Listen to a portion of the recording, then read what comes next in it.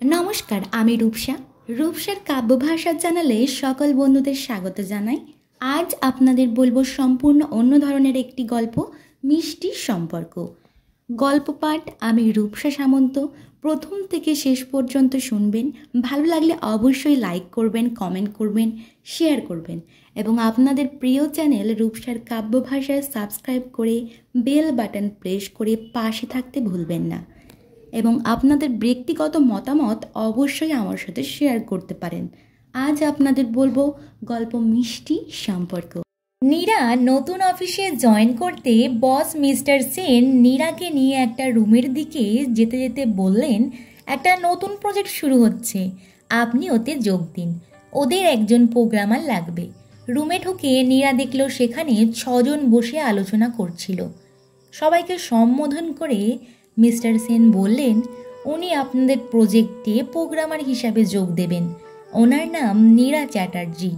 ওই গ্রুপে মাঝে বসা নীল রঙের জামা পরা ভদ্রলোকটাকে দেখিয়ে নীরাকে মিস্টার সেন বললেন, উনি হচ্ছেন প্রজেক্ট ম্যানেজার কৌশিক ব্যানার্জি। ওনার আন্ডারে আপনি কাজ করবেন। নীল জামা পরা লোকটা মানে কৌশিক একটু বিস্ময়ের সাথে দাঁড়িয়ে পড়ল। অবাক চোখে নীরার দিকে তাকিয়ে থাকলো। মুহূর্তের মধ্যে বুঝতে পারলো এইভাবে তাকানো অশোভনীয়, তাই সাথে সাথে হ্যান্ডশেক করার জন্য হাত বাড়ালো। কৌশিককে দেখে নীরা কীরকম থতমত খেয়ে গেল। ইচ্ছা করছিল ঘর থেকে বেরিয়ে পালিয়ে যেতে, কিন্তু এত ভালো চাকরি ছাড়বে কি করে? আগের চাকরিটা হারিয়ে ফেলেছে। কৌশিক একটু অপ্রস্তুত হয়ে পড়ল। নিরুপায় হয়ে আমতা আমতা করে নীরাও হাত বাড়ালো। মিস্টার সেন বাকি 5 জনের সাথেও পরিচয় করালেন। 4 জন ছেলে, রিজু, মীর, রাকিব আর সোহাম, আর একজন মেয়ে তিস্তা। নীরা বাকিদের সাথেও হাত মেলালো। কৌশিক ওকে একটা চেয়ার দেখিয়ে বলল, বসুন। নীরা যন্ত্রচালিতের মতো সামনের চেয়ারে বসলো, কিন্তু মাথা কাজ করছে না। মিস্টার সেন বললেন, আপনারা কাজ করুন, আমি যাই। নীরার খুব ইচ্ছা করছিল মিস্টার সেনকে বলতে অন্য প্রজেক্টে যোগ দিতে চায়। নতুন জায়গা, কি করে বলবে? মনে মনে ভাবলো, ছাড়তে তো যে কোনো দিন পারবে। চাকরি করতে বেরোলে এত সব ভাবলে চলবে না। সাথে যে কাজ করছে দেখলে চলবে না। নিজের কাজ করে বেরিয়ে যেতে হবে। বাকিরা আলোচনা করে যাচ্ছে, ও শোনার চেষ্টা করছে, কিন্তু কিছুই মাথায় নিতে পারছে না। বারে বারে চোখ ঘড়ির দিকে যাচ্ছিল, কতক্ষণে মুক্তি পাবে এখান থেকে।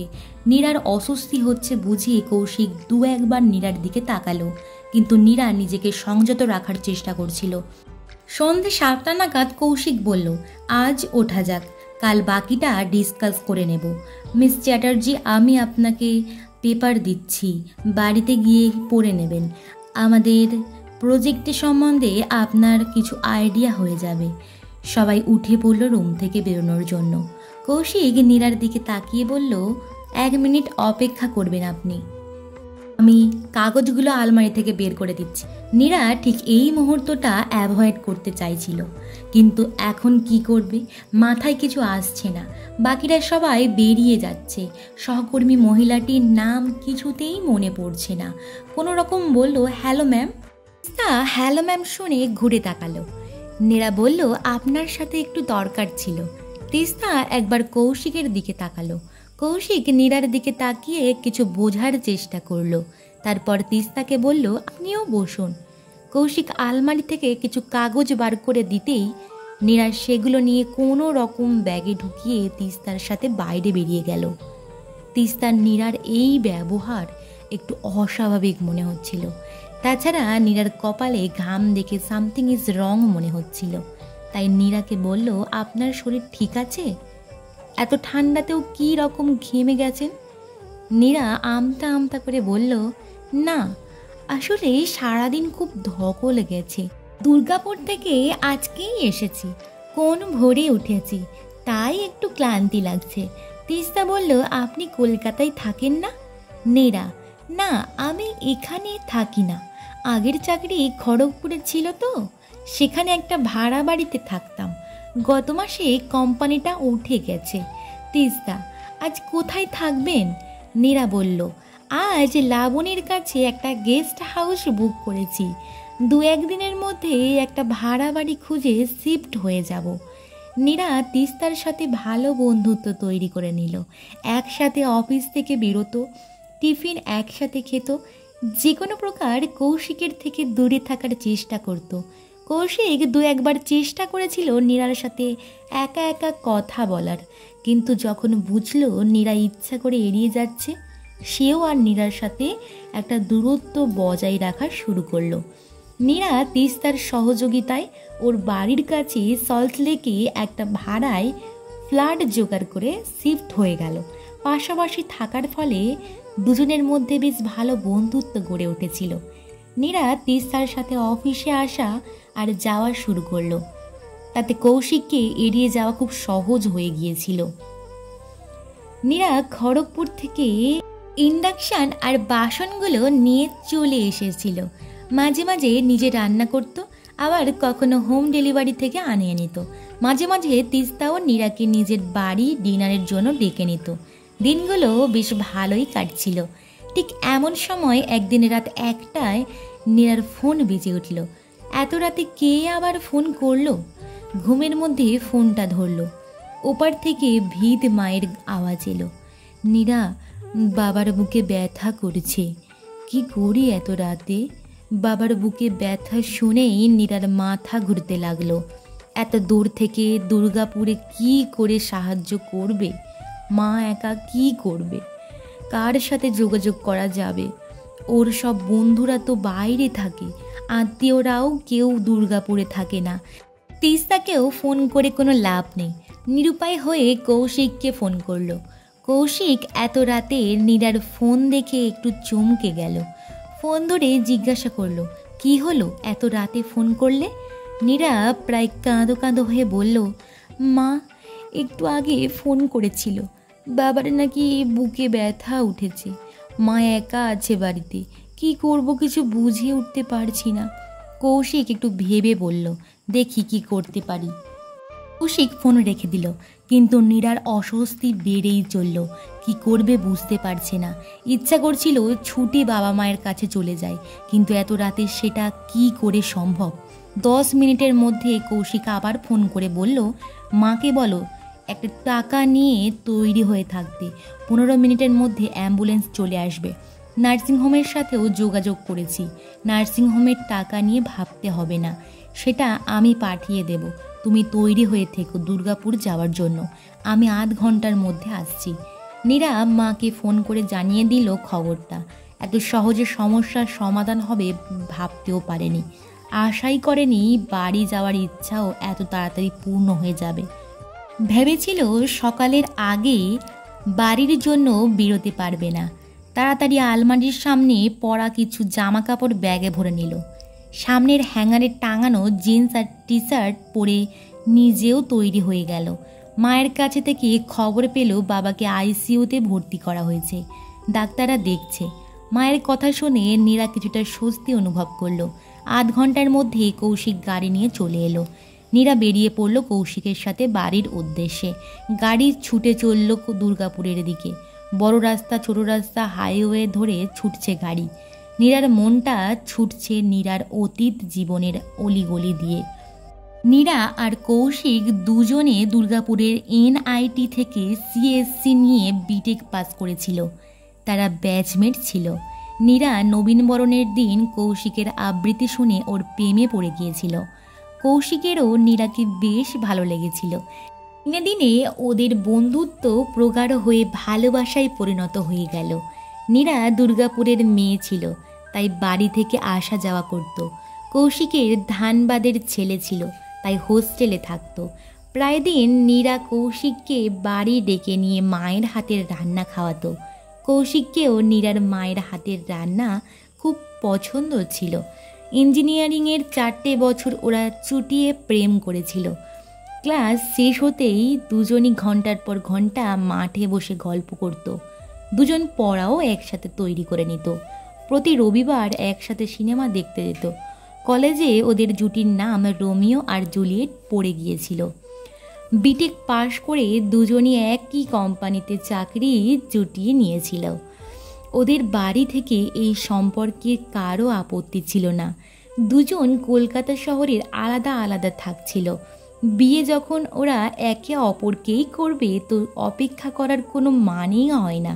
তাই দুই বাড়ির লোক মিলে ওদের 4 হাত এক করে দিল। হানিমুনে সিঙ্গাপুর ঘুরতে গেল। বিয়ের প্রথম কমাস বেশ আনন্দেই কাটছিল, কিন্তু বিয়ের যতদিন গড়াচ্ছে একের পর এক সমস্যা আসতে লাগলো। দুজনেই অফিস টাইমের কোনো ঠিক ঠিকানা ছিল না, কাজের লোক পাওয়া যাচ্ছিল না, বাড়ির কাজ নিয়ে সমস্যা হতে লাগলো। দুজনই নিজের মা বাবার একমাত্র সন্তান, খুব আদরে বড় হচ্ছিল। বাড়ির কোন কাজ শেখেনি। বাড়িতে ক্লান্ত হয়ে ফিরে কৌশিক আশা করে নীরা রান্না করবে, তো নীরা ভাবে সেও তো একই রকম পরিশ্রম করে এসেছে, সেই বা কেন রান্না করবে? ঘর মুছবে কেন, বাসন মাজবে? বাড়িতে আত্মীয় এলে কৌশিক আশা করে ওদের দেখাশোনা করার জন্য নীরা ছুটি নিয়ে বাড়িতে থাকবে, কিন্তু নীরা ভাবে সেই কেন ছুটি নেবে, পালা করে কৌশিকও নিক। বাড়ির কাজের চাপে ওদের সম্পর্ক নষ্ট হতে লাগলো। একে অপরের সাথে ঠিকভাবে কথাও বলতো না, অফিসেও একে অপরের অপমান করার সুযোগ ছাড়তো না। শেষে দুজনেই ডিভোর্স নিয়ে নিয়েছিল। নীরা চাকরি ছেড়ে দিয়ে খড়গপুরে একটা চাকরি ধরল। তারপর দীর্ঘ 10 বছর আর যোগাযোগ ছিল না। দুজন নিজের চাকরি আর উন্নতি নিয়েই ব্যস্ত হয়ে গিয়েছিল। বাড়িতে বসে নীরা মাঝে মাঝে কৌশিকের দিকে তাকাচ্ছিল। তার খুব খারাপ লাগছিল কৌশিককে এইভাবে মাঝরাতে কষ্ট দিতে। কৌশিক এক মনে গাড়ি চালিয়ে যাচ্ছিল। নীরা বাড়িতে ফোন করতে বা বাড়ি থেকে ফোন এলে শুধু কৌশিক খবর জানার জন্য নীরার দিকে ফিরে তাকাচ্ছিল। নীরা খবরটা জানিয়ে দেওয়ার পর আবার কৌশিক এক মনে রাস্তার দিকে তাকিয়ে গাড়ি চালাচ্ছিল। এত লম্বা সফরে খুব প্রয়োজন ছাড়া একটাও কথা কৌশিক নীরাকে জিজ্ঞাসা করেনি। রাস্তা ফাঁকা ছিল, তাই ওরা 3.5 ঘন্টার মধ্যে দুর্গাপুরের নার্সিংহোমে ঢুকে গেল। মা নীরাকে দেখতে পেয়ে পায়ের তলার জোর খুঁজে পেল। এতক্ষণ দিশাহারা হয়ে বসেছিল। ছুটে এসে নীরাকে জড়িয়ে ধরে কেঁদে ফেলল। নীরাও মাকে জড়িয়ে কেঁদে ফেলল। নীরার মা কৌশিককে দেখে বেশ খুশি হলো। কৌশিক নীরার মায়ের পা ছুঁয়ে প্রণাম করল। নীরার মা কৌশিকের চিবুক ছুঁয়ে চুমু খেলো আর আশীর্বাদ করল, জীবনে অনেক উন্নতি করো বাবা। নীরার মা চিরকাল কৌশিককে খুব ভালোবাসে। তার মতে নীরা আর কৌশিকের ডিভোর্সের কারণ নীরাই। নীরার মায়ের ভাবনা, বউয়ের চোখের বরের মান সম্মান বাড়ে যদি বর ভালো চাকরি করে, আর বরের চোখে ভালো বউ সেই যে ভালো রান্না করতে পারে, ঘর ভালোভাবে গুছিয়ে রাখতে পারে, সুন্দরভাবে বাচ্চা মানুষ করতে পারে, আর বাড়ির সবার যত্ন নিতে পারে। সেই দিক থেকে কৌশিক ভালো বর, যেহেতু খুব ভালো চাকরি করে, কিন্তু তার মেয়ে বউ হিসাবে দক্ষ নয়, রান্না খুব ভালো জানে না, ঘর গোছাতেও খুব একটা উৎসাহ নেই, নিজের যত্নই ঠিকমতো নিতে পারে না, বাচ্চা তো নিতেই চায় না। তাই কৌশিকের পক্ষে এই ধরনের মেয়ের সাথে মানিয়ে না নিতে পারা খুব স্বাভাবিক। নীরার বাবার শারীরিক অবস্থা একটু স্থিতিশীল হতেই কৌশিক ফিরে গেল কলকাতায়। নীরাকে বলে গেল এখনই কাজে যোগ দেওয়ার দরকার নেই, সে সামলে নেবে। বাবা আর মাকে একটু দেখে রেখো। বাবা আর একটু সুস্থ হলে এখান থেকেই কাজে জয়েন করো। পুরোপুরি ঠিক হলে নীরা কলকাতায় ফিরে যায়, তার আগে নয়। নীরা বুঝতে পারছিল না কৌশিকের কাছে কিভাবে নিজের কৃতজ্ঞতা প্রকাশ করবে। কৌশিক ফিরে যাওয়ার সময় নীরা কৌশিকের হাত ধরে বলল, তুমি না থাকলে কি হতো আমি ভাবতেও পারছি না। আমি সারা জীবন তোমার কাছে ঋণী হয়ে রইলাম। কৌশিক হালকা করে নীরার কাঁধে হাত রেখে বলল, ইটস ওকে, আমি এমন কিছু করিনি। বাবা মায়ের খেয়াল রেখো। বাবা পুরো সুস্থ হয়ে যেতে নীরা কলকাতায় ফিরে গেল, কিন্তু এখন আর নীরা কৌশিককে এড়িয়ে চলে না। ওদের মধ্যে একটা সহজ সম্পর্ক গড়ে উঠল। অফিসের কাজ একে অপরের সাথে খোলাখুলি আলোচনা করে, কিন্তু কেউ কারোর প্রতি বিশেষ আকর্ষণ দেখাতো না। ওদের প্রজেক্টের কাজ বেশ ভালোই এগিয়ে যাচ্ছিল। একদিন তিস্তা নীরাকে বলেই ফেলল, কদিন আগে অবধি দেখতাম তুই কৌশিকদার থেকে দূরে দূরে থাকার চেষ্টা করতিস, এমন কি হলো রে? এখন বেশ সুন্দরভাবে কৌশিকদার সাথে গল্প করিস। কৌশিকদাকে আমি অনেক দিন ধরে চিনি, কারোর প্রতি আকৃষ্ট হতে দেখিনি, কিন্তু আজকাল দেখি তোকে একটু অন্য চোখে দেখে। নীরা একটা মিষ্টি হাসি হেসে বলল, না রে, আগে ভয় পেতাম, এখন আর ভয় পাই না। ইচ্ছা করে সত্য কথা গোপন করে গেল নীরা, নিজের অতীত ঘাঁটতে চায়নি। আরও কয়েক মাস যেতে একদিন কৌশিক অফিস এলো। নীরা চিন্তায় পড়ে গেল, ও তো সহজে কামাই করে না। এক সহকর্মী জিজ্ঞাসা করতে বুঝলো কৌশিকের জ্বর হয়েছে। বাথরুমে গিয়ে কৌশিককে ফোন করলো। কৌশিক মুখে বলল ভালো আছে, কিন্তু গলার আওয়াজ নীরা বুঝতে পারল কৌশিক খুব একটা ভালো নেই। অফিস শেষ হতেই সোজা কৌশিকের ফ্ল্যাটে চলে গেল। 2 বছর এই ফ্ল্যাটেই ছিল, তাই বিল্ডিং চিনতে অসুবিধা হয়নি। 10 বছর পরেও পানগুমটি, রঙ্গন গাছ সব ওই রকমই আছে। অ্যাপয়েন্টমেন্ট দারোয়ান সেই রবিদাই আছে, ওকে চিনতেও পারল। এতদিন পরে দেখছে বলে একটু চমকে গেল। একটু হেসে জিজ্ঞাসা করলো, কেমন আছেন বৌদি? বৌদি শুনে নীরার একটু অস্বস্তি হলো। সেই সম্পর্ক অনেক আগেই চুকে গেছে, তবুও কিছু বলেনি সেই ব্যাপারে। একটা মিষ্টি হাসি দিয়ে নীরা দারোয়ানকে বলল, ভালো, আপনি কেমন আছেন? দারোয়ান ওর সাথে লিফটের দিকে এগোতে এগোতে বলল, ভালো আছি। লিফটের কাছে এসে নীরাকে লিফটের দরজা খুলে দিল। নীরা উঠে লিফটের দরজা বন্ধ করে দিল আর 5 টিপল। লিফট 5 তলায় এসে থামলো। লিফট থেকে বেরিয়ে একটু বাঁ দিকে হাঁটতে কৌশিকের ফ্ল্যাট। দরজার গায়ে নেম প্লেটে এখনও লেখা আছে কৌশিক ব্যানার্জি আর নীরা ব্যানার্জি। কিছুক্ষণ হাঁ করে তাকিয়ে থাকলো নেম প্লেটের দিকে, তারপর আস্তে আস্তে করে হাত বাড়ালো কলিং বেলের দিকে। কলিং বেল বাজার প্রায় 2 মিনিট পর দরজা খুলল। সামনে নীরাকে দেখিয়ে কৌশিক চমকে গেল, বলল, তুমি? নীরা বলল, তোমার শরীর খারাপ শুনে এলাম। এখন কেমন আছো? কৌশিক নিজের কপালে হাত ঠেকিয়ে বলল, একটু গরম আছে মনে হয়, টেম্পারেচার দেখিনি। নীরার আসার সময় প্যারাসিটামল আর থার্মোমিটার কিনেই এনেছিল। ব্যাগ থেকে থার্মোমিটার বার করে কৌশিকের টেম্পারেচার চেক করলো। 102 জ্বর। নীরা কৌশিককে জিজ্ঞাসা করলো, কিছু খেয়েছো? কৌশিক বলল, কিছু খেতে ইচ্ছা করছে না। নীরা রান্নাঘরে গিয়ে দেখলেও কিছু খাবার জিনিস আছে কিনা, শুধু বিস্কুট চোখে পড়লো। ফ্রিজেও কিছু পেল না। আর চা আর কয়েকটা বিস্কুট নিয়ে এসে বলল, এইগুলো খেয়ে নাও, তারপর জ্বরের ওষুধ দেব। কৌশিক বলল, ইচ্ছা করছে না খেতে। নীরা একটা ধমক দিল, চুপচাপ খেয়ে নাও। ধমক দিয়েই নীরা লজ্জায় পড়ে গেল। এখন কৌশিকের ওপরে তার সেই জোর থাকার কথা নয়। কৌশিকের নীরার দিকে চেয়ে একটু হাসার চেষ্টা করলো। দেখতে পেল 10 বছরের আগের নীরাকে। কৌশিক ভালো ছেলের মতো চুপচাপ চা বিস্কুট খেয়ে নিল। নীরা একটু পরে ওষুধ আর জল কৌশিকের দিকে এগিয়ে দিল, সেটাও সে চুপচাপ খেয়ে নিল। কৌশিকের ডেঙ্গু ধরা পড়ল। কৌশিক নিজেকে পুরোপুরি নীরার হাতে ছেড়ে দিল। নীরা নিজের বাড়ি গিয়ে নিজের কিছু জামা কাপড় আর কিছু প্রয়োজনীয় জিনিস নিয়ে চলে এলো। নীরা রাত দিন জেগে কৌশিকের সেবা করে গেল। কৌশিকের গা স্পঞ্জ করাতে গিয়ে নীরা 10-12 বছর আগেকার মধুর স্মৃতিতে হারিয়ে যেত, আর নিজের অজান্তেই কৌশিককে জড়িয়ে ধরত। সাথে সাথে নিজের ভুল বুঝতে পারত। কৌশিক প্রথম কয়েকবার চমকে গিয়েছিল। নীরা জড়িয়ে ধরলে ওর খুব ভালোই লাগতো, তাই তারপর থেকে নীরা ওকে জড়িয়ে ধরলে সেও নীরাকে জড়িয়ে ধরত। কৌশিক সুস্থ হতে লাগলো, আর সাথে সাথে ওদের সম্পর্কের গভীরতাও বাড়তে লাগলো। জীবনের সুন্দর মুহূর্তগুলো ওরা আবার খুঁজে পেতে লাগলো। বিয়ের প্রথম দিকে যেমন তারা একে অপরের সম্পূর্ণরূপে পেত, ঠিক সেই মুহূর্ত আবার ওদের জীবনে ফিরে এলো। জ্বর একটু কমতে শুরু করতে নীরা কৌশিকের বাড়ি থেকে ওয়ার্ক ফ্রম হোম শুরু করলো। যেহেতু প্রজেক্ট ম্যানেজার কৌশিক ছিল, তাই অনুমতি পেতে অসুবিধা হয়নি।